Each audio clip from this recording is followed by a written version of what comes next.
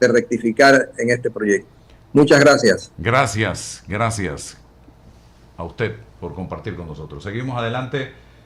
Ivonne Peña es abogada y hemos tenido la oportunidad en reiteradas ocasiones de compartir con ella entrevistas, y hoy el tema que nos trae a colación es el tema de la violencia de género, la triste noticia del pasado fin de semana en donde una mujer pierde la vida precisamente en medio de una situación que no vale la pena venir a juzgar aquí, sino analizar realmente las cosas o los temas o las situaciones que llevan a una persona a tomar este tipo de decisiones, y que hoy, yo estoy seguro, porque lo estoy palpando en mis redes sociales, hay cientos de Marie Claire González en este país, viviendo el acoso, viviendo la humillación, viviendo el tema económico, el tema laboral, el tema sentimental, toda una combinación de factores, un cóctel explosivo que puede llevarlas a situaciones como las de Marie Claire González. Bienvenida, Ivonne, cuéntame. Buenos días, don Álvaro. Gracias por el espacio que siempre me da en su programa. Y en cuanto al tema del que en la mañana de hoy he invitado a conversar con ustedes, definitivamente es sumamente preocupante. Preocupante no solo ver el impacto de las palabras, porque las palabras tienen poder.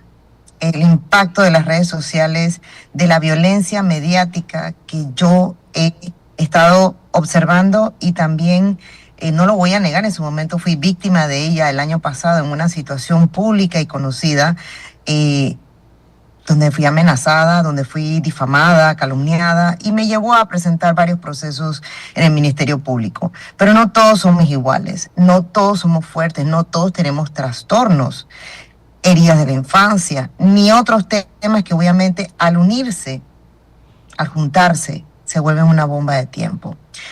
Aquí hay muchas cosas que resaltar, que rescatar, que mejorar, obviamente, y buscar soluciones, porque no es solo quejarnos, usar las redes para atacar a otros y para destruir, son para edificar, y tratar en su mayoría de que sea para ello, porque obviamente subimos contenido de todo tipo, pero también buscar que ese contenido no sea desproporcional y que cause daño a otros. Mira, muchas veces me preguntan, es que el Estado, es que la culpa es de la prevención, de las campañas que no se hacen debidamente. Yo te puedo decir, Álvaro, que he estado en estos temas, que participé de la mesa en la asamblea de la ley de violencia mediática, que fue el año pasado, si no me equivoco, que inició hace 2 años en la discusión, y el año pasado fue llevada al tercer debate. Quedaron muy por fuera muchos temas relevantes a esa violencia mediática que sufre no solo la mujer, también el hombre, y estoy seguro que tú también has sido víctima de ella, pero pues siempre nos enfocamos en las mujeres. Hay mucho que rescatar, que modificar en esa ley e incluir en otras. Hay que crear y fortificar una ley que guarde relación con el tema del suicidio, sin duda alguna. Para mí es urgente y necesario que los delitos de calumnia e injuria sean modificados, pero no con la intención que se vio hace unos meses atrás, sino con la verdadera necesidad que tienen de certeza del castigo. Porque aquí cualquiera agarra su data, no le saca provecho, acusa, acaba con la imagen de las personas, mortifica, atormenta a quien violenta a través de los medios digitales, que es un agravante, pero también lo puede hacer por otra vía. Y simple y sencillamente vemos que no pasa nada, que el Ministerio Público trata de hacer su trabajo o no le pone empeño y compromiso, y realmente no pasa nada. Y esa persona sabe que no le va a pasar mucho. En algunas ocasiones, usted, que ha sido obviamente víctima de estos delitos y ha procedido legalmente, sabe que no queda en nada, pero es que no todo el mundo tiene esa ventaja o suerte de tener un buen abogado o el dinero para ejercer esa defensa, esa acción penal a través de un abogado, porque necesita un abogado privado. No puede denunciar sin abogado por el tipo de delito. Pero sin irme más allá, que no me quiero perder de la línea que estamos hablando el día de hoy, es urgente y necesario, no me lo ha preguntado y aquí yo estoy hablando y hablando, pues sabe que hablo mucho.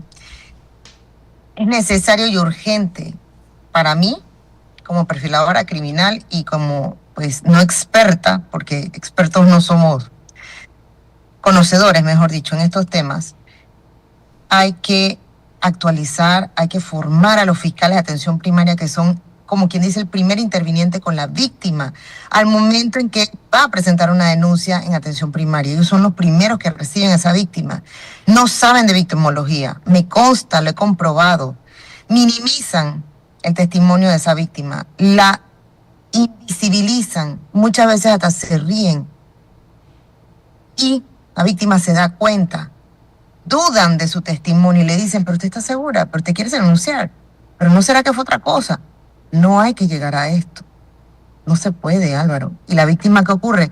Se va a su casa, pasa como la joven de Chorrera, desafortunadamente, o pasa como otras víctimas que les terminan archivando la carpeta. Mujeres van al juzgado de garantías y una juez dice, mujer, no, si la fiscalía considera que decirle a una mujer, su superior o su pareja o su socio, que es una P, una PA, una PU, que la odia, que no sirve para nada, que le da asco, que le va a hacer la vida imposible, que va a hacer que la voten en un contexto laboral o en un entorno familiar, que sería violencia doméstica y no de género. Yo no puedo creer, Álvaro, que nosotros estemos luchando contra este tipo de situaciones. Y por eso es que la violencia va en escalada. Leyes no nos faltan de alguna manera. Tenemos algunas que fortalecer, como lo dije antes, pero el problema es en la sociedad, el problema es en la prevención y en las campañas que deben de ser dirigidas a las víctimas, no en esas campañas vacías en donde solo ganan, me disculpas, sin ofender a nadie, algunos medios de comunicación. Y disculpa que me haya extendido, no te haya permitido hablar o preguntarme. No, tranquila. Creo que tenemos que apuntar también a la escucha. ¿Hay alguna institución pública en este país donde una mujer o un hombre que está siendo víctima de todos estos elementos que acabamos de plantear, acoso, humillación, insulto, todos estos atropellos, violencia en la casa, aislamiento económico, amenazas, porque no solamente es... Y quería, antes que se me olvide, ajá, institución considero yo que realmente no hay. O sea, donde la mujer diga, yo tengo una institución donde yo puedo ir, me siento segura, no. Me siento segura y me pueden aconsejar, acompañar y buscar los mecanismos para romper las cadenas. No, yo siento que no hay. Puedo equivocarme como mujer y como víctima en algún momento que he sido, porque todos, y lo hemos hablado, Álvaro, todos en la vida vamos a ser o hemos sido víctima de algo o de alguien. Eso del que diga, ay, a mí estas cosas no me pasan, mentira. Yo siento que no existe esa institución, que no existe ese lugar, a menos que vayas a un psiquiatra privado, un psicólogo privado y tengas ese acompañamiento. Y que tengas que pagar $200. Que tengas que pagar. Uh-huh. Entonces, si no hay, hay que crearla, pues.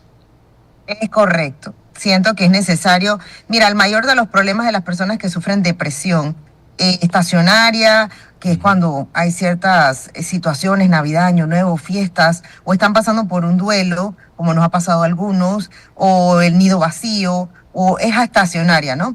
Pero la gente que sufre de una depresión porque tiene situaciones que vienen desde la infancia, que no tuvieron los roles materno-paterno, que han tenido que ir a través del desarrollo, dando, como dicen, del tumbo al tambo, tratando de levantarse, de salir adelante en cada etapa de su vida, porque han tenido esas afectaciones, esas carencias.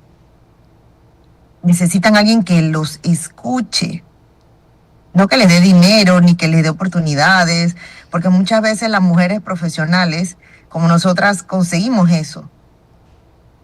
El problema es quién nos escucha, quién está ahí para cuando necesitan ni siquiera darnos un buen consejo, una palabra, a veces solo necesitamos que nos escuchen, sin juzgarnos, como lo decía ella en su momento, sin desvirtuar o minimizarme o decir no es para tanto, no seas exagerada.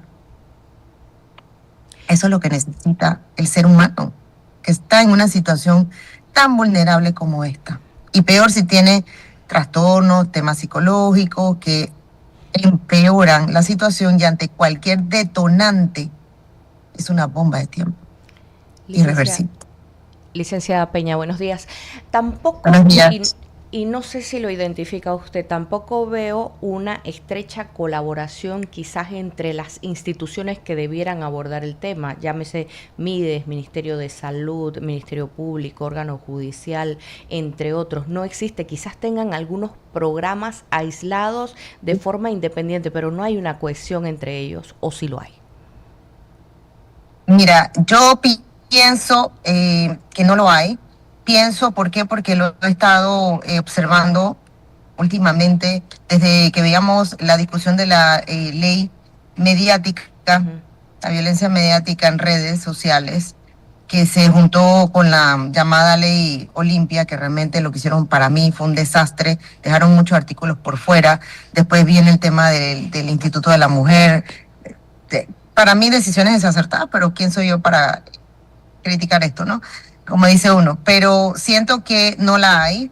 Y mira, es algo tan importante e interesante, observa, sin irme del tema, si ni siquiera tenemos esa relación, esa interconexión, coordinación entre las instituciones de seguridad, entiéndase, Policía Nacional, Migración, Ministerio Público, no manejan en conjunto esa data, por lo menos hasta hace 4 o 5 meses, que verifiqué a raíz de una entrevista que me hizo TVN en noviembre. Así que más o menos el rango que puedo decirte que tengo esa información. No sé después si la han mejorado o eso ha cambiado. Ahora, ¿qué vamos a esperar? Que instituciones que guarden relación con la salud mental, que no existe básicamente, no hay un hospital de salud mental, no hay dinero para eso, hay dinero para un hospital de mascotas y soy mamá de gatos y siempre he tenido mascotas, pero vamos, son importantes también, pero la salud mental no puede quedar atrás. Tiene que haber también un hospital que guarde relación con estos temas para las personas que no tienen tampoco los recursos. Vamos a tener entonces esa interconexión entre las instituciones que deben de velar por la seguridad, la salud de las mujeres y de los hombres y de los niños, las niñas, los adolescentes y adultos mayores. No, para mí, no tenemos fortaleza en esos temas. Creo que no existe. ¿El Ministerio de la Mujer todavía existe o ya lo eliminaron? Ya yo le perdí la pista de ese tema. Con mucha pena, don Álvaro, le debo decir que debería de saber esa respuesta y no la sé. Entiendo que sí existe, pero siento que existe para otros temas. Yo tengo clientas que me han dicho, he ido al Ministerio de la Mujer y no se me ha escuchado. O sea, todavía no lo han eliminado. A mí me sorprendió de gran manera, porque una cosa es que uno lo vea, lo sepa, lo escuche, y otra es que lo leas de personas que existen, que tienen cuentas reales. En la última publicación que yo subí en el feed de Instagram, tú puedes ir a leer cada testimonio real, porque me tomé el trabajo de verificar cada cuenta. Y de gente que escribió su historia, su vivencia en el Ministerio Público. Me archivaron mi carpeta, me archivaron mi carpeta, me archivaron mi carpeta. Y el patrón es el mismo. Hay un común denominador. Y te digo, yo lo he vivido con clientas que han iniciado con otros abogados, me han contratado para sacar de ese archivo su querella, y lo he hecho con clientas, como en su momento lo fue mi amiga Marie Claire, que fue mi clienta y hicimos amistad con el tiempo, hace 3 años atrás, que presentó una querella por violencia de género. Y nunca prosperó. Violencia que le cometía a un ex colaborador de la empresa donde ella era socia y trabajaba. Que no viene al caso, pero es para que te des cuenta. El Ministerio Público nos ha abandonado en estos temas. Uno de los delitos que me atrevo a decir que nos cuesta llevar a una imputación y a una investigación formal en el Ministerio Público es la violencia de género. pero por otro lado me ha tocado ser abogada de hombres defendiéndolos, en donde el Ministerio Público con 3 tonterías, sin testigos y evidencias, no sé por qué, ha logrado que se le impute cargos al hombre. Y hasta medidas cautelares le han querido poner. Repito, sin informe psicológico que valga, que pueda decir algo, y que lo hemos debatido en audiencia, y con 2, 3 palabras que la víctima dice, es que me dijo, es que me hizo, testigo ninguno, todo fue por WhatsApp y teléfono, y cuando pedimos la evidencia de WhatsApp y el teléfono no aparece nada. Entonces son incongruencias, Álvaro, que de verdad que preocupan muchísimo, porque este no es un delito que se puede tomar a la ligera. Y la violencia no es exclusiva de la mujer, ella también es violenta. Yo en los últimos días me tocó ver todo lo que le escribieron en redes sociales y que usted lo puede leer en el último post. Hay unas que hasta borraron sus comentarios después de lo sucedido porque creo que la conciencia no les aguantaba. Pero yo vi de todo, hombres y mujeres atacando la realidad, la verdad, el testimonio de una víctima que lo único que quería era expresar, sacar y soltar todo eso que la estaba quemando por dentro, y lo que consiguió, recibió, ¿qué fue? Lo peor del ser humano. Que no digo que eso la llevara a nada, no. Recibió lo peor del ser humano para empeorar su situación emocional. Y yo creo que nadie merece recibir, nadie merece vivir así, nadie merece que lo traten de esa manera. Menos cuando no conocen la historia, no conocen la realidad y simplemente utilizan su data para destruir la imagen, la honra, la vida, el nombre de una persona. Y su salud mental, por supuesto. Qué lamentable, y yo lo estoy viviendo a diario con comentarios de personas que Los he leído, están desesperados. los he leído. Que están desesperados. Yo conté una historia ficticia esta semana de Ana, y varias mujeres me decían, yo soy o yo fui esa Ana que usted relata allí. En esa historia. Disculpa, Álvaro. Yo fui o soy esa Ana que relata usted en esa historia. Y gente que hoy me escribe y me dice, no puedo salir de la cárcel donde estoy porque dependo económicamente de mi pareja y mis hijos dependen económicamente de su papá. Y si me voy y me llevo a mis hijos, ¿de qué vivo? Y si lo denuncio, peor la peor. cosa, ¿no? Me desfigura. Y sé que si no tengo garantía que si lo denuncio, voy a prosperar con esa denuncia. Yo quiero decir algo importante porque mi intención nunca va a ser, y como penalista menos todavía, incentivar a la gente a que no vaya a denunciar. Todo lo contrario. Pero quiero que la sociedad, la ciudadanía sepa algo que no le dice todo el mundo, ni su abogado posiblemente. Para poder acreditarse la violencia psicológica con las modificaciones de la ley en abril pasado o no, que gracias a Dios, vamos a decir, rescataron a todos los que estaban fuera de esa ley, hombres, niños, niñas, adolescentes, adultos mayores, antes era sumamente enfocada a la mujer. Para poder acreditarse, tú puedes tener todas las evidencias y los elementos de convicción, todas, Álvaro, pero cuando llegas al psicólogo forense del Instituto de Medicina Legal y Ciencia Forense, que lamentablemente tenemos 2 o 3, dicho en oficio por el email, no estoy inventándolo, para toda la población, te dan una cita 4, 5, 6, 7 meses después de que tú denuncias, con suerte 4 meses, 3, creo que muchísima suerte, se abrió un espacio, pero por lo regular son de 3 a 5 meses. Te hacen una evaluación psicológica y si el médico considera que tú no estás afectada psicológicamente con secuelas, pero tienes una depresión estacionaria, pero tienes un tema de ansiedad derivado de los hechos, pero no tienes secuelas, que no es lo mismo, entonces dice que no tienes o no acredita que no eres víctima de violencia psicológica, ese informe va a la carpeta y lamentablemente se cierra, se archiva la denuncia, la querella penal, con o sin abogado. Y vuelve esa víctima a su centro, a su casa, a su domicilio, su trabajo, donde esté sufriendo esa violencia de género o violencia doméstica inclusive. y vuelve a ser víctima. Ese es el problema y es lo que la gente no sabe. No es solo decir que lo eres, no es tener los elementos de convicción, las evidencias, los testimonios, los documentos. Tienes que tener, ni siquiera el privado, el informe privado de un médico, que lo aportas, si puedes pagarlo.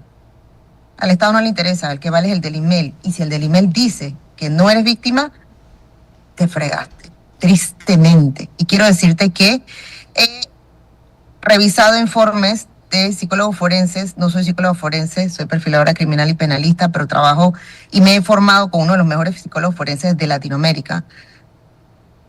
Y te puedo decir que cada informe que he revisado, la gran mayoría tiene errores garrafales. Hay muchos muy buenos, pero de esos archivos hay muchos que han tenido errores. Y yo he sido testigo de que los médicos, por la cantidad de usuarios que tienen que evaluar, de gente que tienen que atender, que no se dan abasto, que necesitan idóneos contratados, no pueden hacer el trabajo como corresponde. No es que lo hagan de maldad, no hay recursos, no pueden dar la evaluación que tienen, no pueden aplicar pruebas para poder determinar una realidad necesaria dentro de una carpeta penal, Álvaro. Y eso quería aclararlo porque la gente no lo sabe.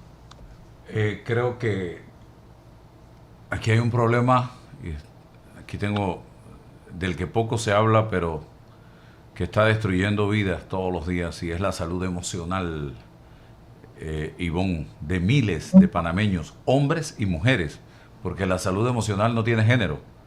No. Mujeres, hombres, jóvenes e incluso adultos mayores que viven atrapados en relaciones marcadas por la violencia psicológica, el acoso, como tú decías, amenazas, humillaciones, manipulaciones, el abuso, y muchos soportan ese infierno en silencio porque simplemente no tienen a quién acudir. Ese es el gran problema que tenemos en este país. En Panamá existe una preocupante ausencia de una institución especializada que acompañe integralmente a las víctimas.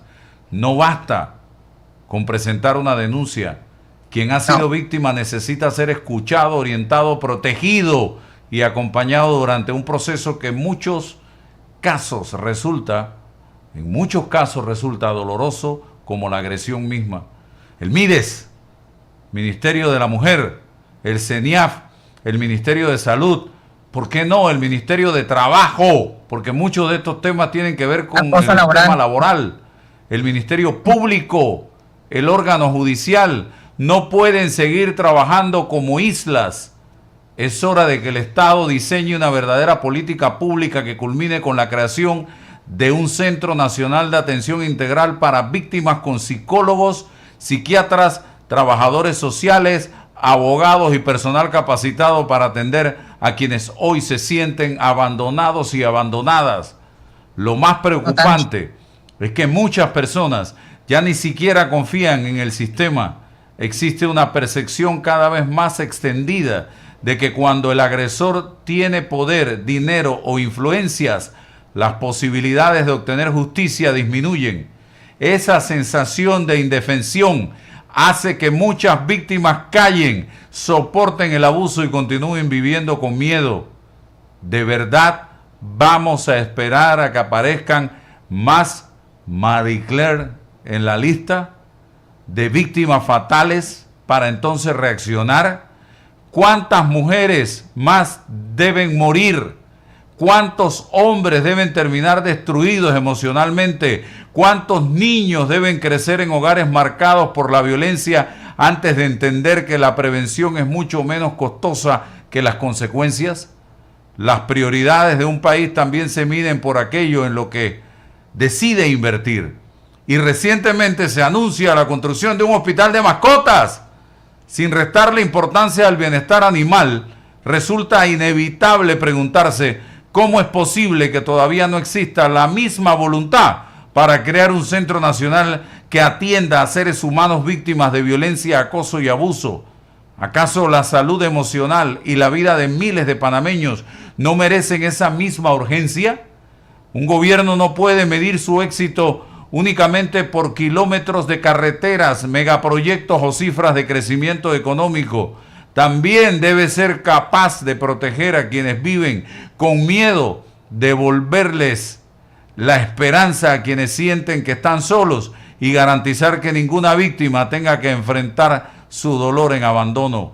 La violencia no comienza con un golpe, comienza con una humillación, una amenaza, un insulto, un control excesivo, un silencio impuesto, esa ropa no me gusta, esa falda está muy corta, cámbiate.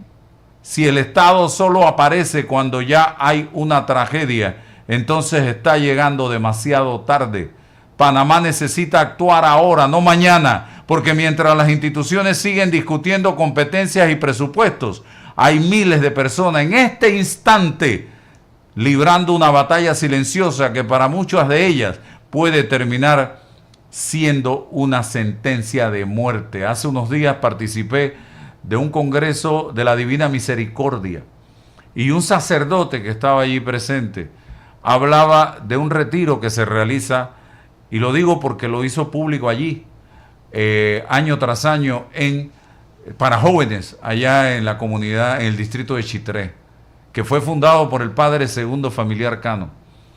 Y él contaba la historia de un joven que participó de ese retiro y que en un momento dado del retiro, luego de varias prédicas, llegó donde él y le entregó, sacó de su mochila una soga y le dijo: si no hubiese sido por este retiro, yo me hubiese quitado la vida. Aquí está, Padre, esta soga. Y que él guarda esa soga como la gran cosecha, el mejor recuerdo de ese retiro. Dice: no me importa más nada de lo que pasó en el retiro. Con haber salvado la vida de este joven a través de la palabra, a través de las prédicas, a través de este retiro, yo me siento satisfecho. Pero imagínense en lo que estaba pensando y cuántos problemas no tendría ese joven adolescente que llevaba en su mochila esa soga para colgarse de un árbol y quitarse la vida. Ivonne. No sé cuánto tiempo me quede, pero sí quiero rescatar 4 cositas rápido. Mascotas. Yo amo las mascotas. Las mascotas son indispensables para las personas que sufren de ansiedad, de depresión y de muchas otras cosas, porque te obligan a tener tareas. Pero no menos importante, pueden estar por encima de la salud mental, porque si nosotros no estamos bien, las mascotas no están bien. Adicional a eso, solución. Muchas personas me han escrito, clientas también me han dicho: me atendí en la caja de Seguro Social, me fue de maravilla en lo que es salud mental, porque en los centros de salud definitivamente que no es la mejor opción, a pesar que es súper económico, y es donde te manda la fiscalía en su momento. Número 3, tristemente en la caja de Seguro Social es donde más se da la violencia de género.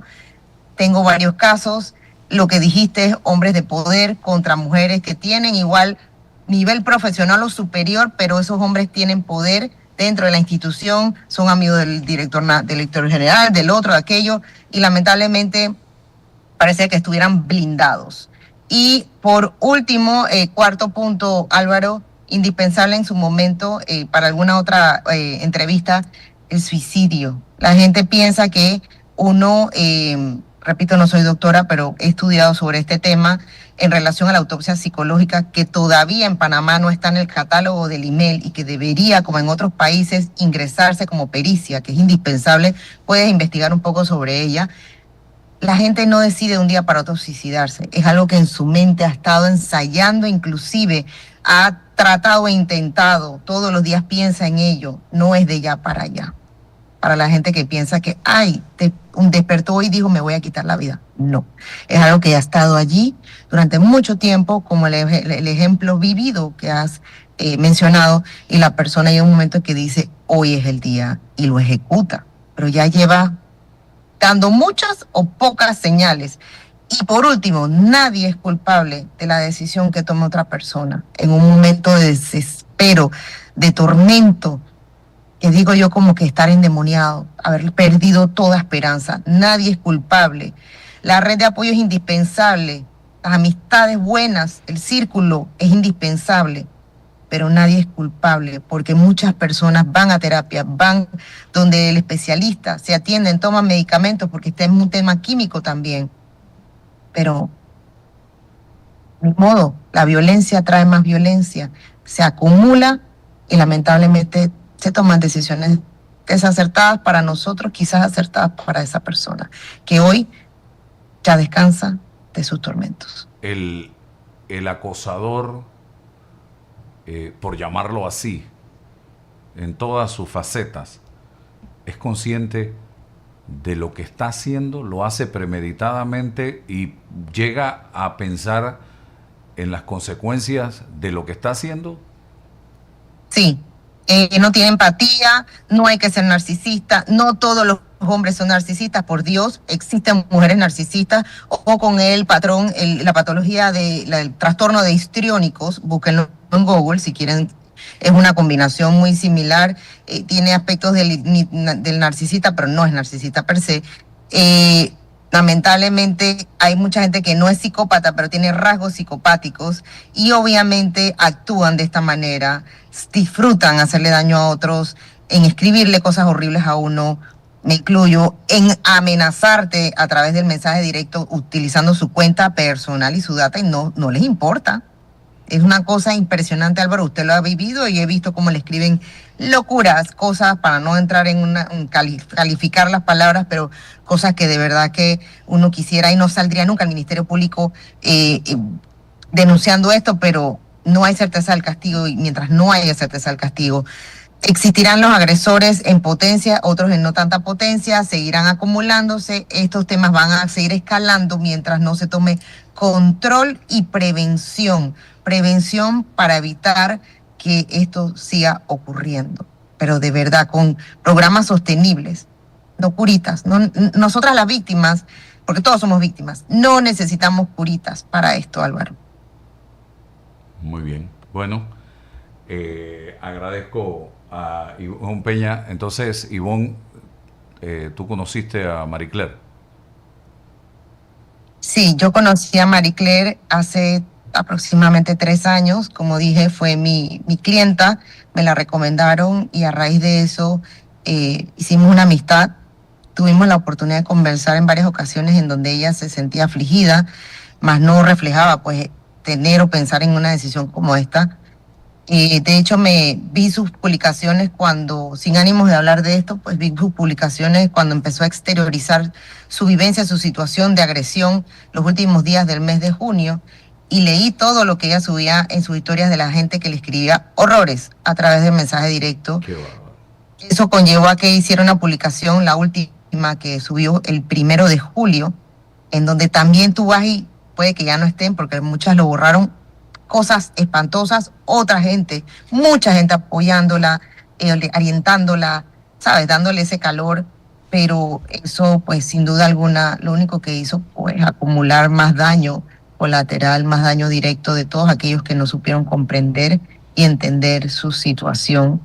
Pues duele mucho, era una mujer profesional, trabajadora, como digo yo, no porque se murió ahora todo es brillante y todos somos buenos, no. Así lo era, así es la parte que yo conocí de ella, con virtudes y también desaciertos. Ya no está con nosotros, pero es el típico ejemplo de una víctima contemplada en las 100 reglas de Basilia, que es uno de los convenios internacionales de vulnerabilidad. Las mujeres profesionales como yo, como ella, como muchas, no nos identificamos como víctimas, porque por lo regular tiene otro perfil esa mujer víctima de un delito. Y nos cuesta identificarnos de esa manera y las 100 reglas de Basilia lo indica. Para nosotros es más difícil decir por el tema de la vulnerabilidad, porque trabajamos, tenemos nuestros ingresos, tenemos estudios, lo podemos todos, somos madres padres, pero somos víctimas también. Y eso es importante no perderlo de vista. Lamento mucho su partida inesperada, pero vuelvo y digo, hasta para morirse nos dejó una enseñanza, bien o mal dentro de todo esto, nos dejó un espacio una lucha por seguir, por no olvidar y por realmente hay mucho por hacer. Mucho. Definitivamente que hay mucho por hacer, pero se necesita la voluntad, la decisión y la inversión también de un gobierno, y que esa decisión que se tome sea sostenible en el tiempo. Totalmente. Y yo No es un tema de gobierno. Sí, es un tema de Estado, pero un gobierno debe tomar la batuta para que se continúe adelante con esto que es una idea que yo acabo de plantear. Es una idea. Sí. Ojalá la tomen. Así como... Acompañado de políticas públicas, Claro. de una ley para el tema de salud mental y suicidio, de programas sostenibles como lo hemos hablado, Álvaro, todo trabaja en conjunto. Claro que se puede, claro que hay que hacerlo, hay tiempo. No es del Estado, como lo dijiste, no es del gobierno, es un tema de Estado que debe de sobrevivir a cada gobierno, Álvaro. Y disculpa que te interrumpa, pero en efecto son muchas cosas que hay que trabajar juntas y sí se pueden hacer. Es posible. Claro que sí. Bueno, gracias. Ivonne Peña, abogada, por compartir con nosotros. Ivonne conoció a Marie Claire y creo que sus aportes han sido importantes en este tema. Y no voy a soltar el tema. Voy a seguir hablando de esto para ver si logramos algo. Pero tú, mujer, que me estás escuchando en este momento, y los hombres que me están escuchando en este momento, que pueden ser parte de la solución y no del problema, tratemos de unirnos para ver si logramos la creación de esta organización en Panamá o de esta institución, no sé cómo llamarle, que pueda ayudar, acompañar a las mujeres, hombres, niños, jóvenes, adolescentes, adultos mayores que viven en medio de este infierno. Gracias, seguimos adelante. Gracias. Bien.